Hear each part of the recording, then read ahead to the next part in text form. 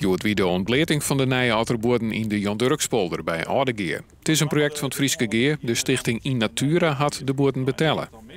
Goed, het mooie bord. Ja.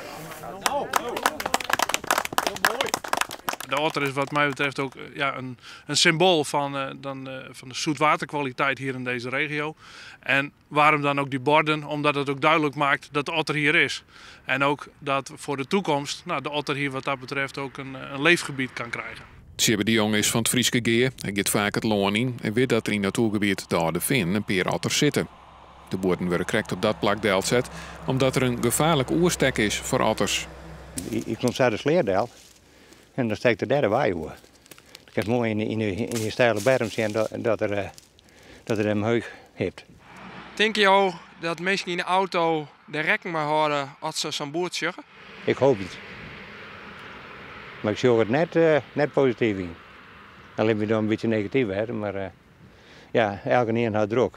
Neffens de Jong hier er nog meer dierwerk in voor de otters. Een raastreep langs en je een tunnel onder dat er wij niet meer doorsteken.